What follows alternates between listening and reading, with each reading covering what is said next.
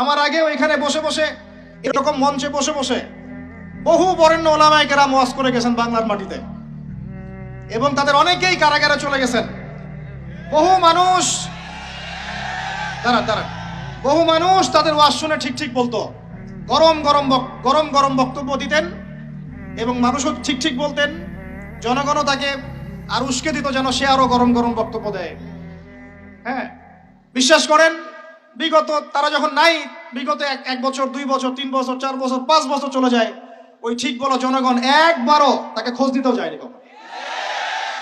একদিনও দেখতে যায়নি তাকে, একদিনও তার পরিবারের খবর নেয় নাই, একদিনও জানে নাই তার স্ত্রী কিভাবে রাত কাটাইছে, একদিনও তার সন্তানের খোঁজ নেয় নাই, তাকে এই বিপদ থেকে মুক্ত করার জন্য টাকা পয়সাও খরচ করে নাই, মামলা মোকদ্দমায় দৌড়াদৌড়ি করে নাই।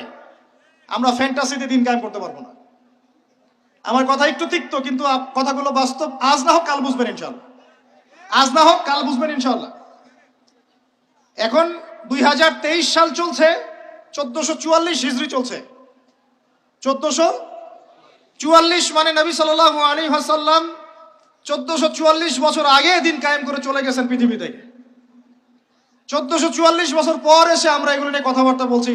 আমরা জানি না আমাদের সামনে জাতিগতভাবে, বৈশ্বিকভাবে আর এমনিতেই ইউনিভার্সাল কতটুকু সময় বাকি আছে, আমরা এটা জানিও না।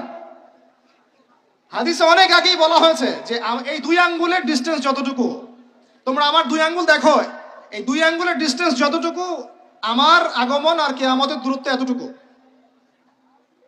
নবীজি অনেক আগে বলেছেন যে আসর থেকে মাগরিব, সময়টার উদাহরণ মিসাল হচ্ছে আসর থেকে মাগরিব।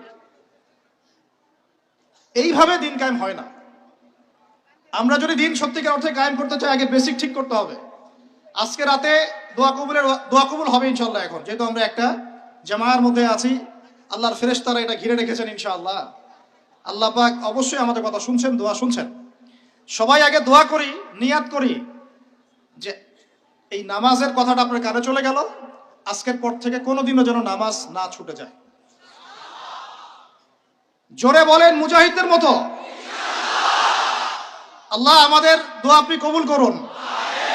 আমাদের কারো যেন কখনো এক ওয়াক্ত নামাজও আল্লাহ মিস না যায়, এবং নামাজে আমরা যা পড়বো তা যেন বুঝতে চেষ্টা করি, এবং আমরা সবসময় মুহাক্কিক ওলামায়ে কেরামের সাথে থাকবো। তাদের সাথে থেকে আমরা দিন শিখবো, তাদের সোহবতে থাকবো, তাদের কাছে পরামর্শ করব, তাদের কাছে সিলেবাস করে নিয়ে পড়াশোনা করব, করে নিজের যোগ্যতাকে বাড়াবো ইনশাআল্লাহ। আল্লাহ পাক আমাদের দোয়া যেন কবুল করেন। আমরা সবাই হালাল খাবো আগে ইনশাআল্লাহ, কোনোভাবেই হারাম রিজিকে যাব না ইনশাআল্লাহ। আল্লাহর সাথে যুদ্ধ করব না, নবীর সাথে যুদ্ধ করব না, সুদভিত্তিক অর্থনীতির সাথে আমাদের যেন কোনো সম্পর্ক না থাকে।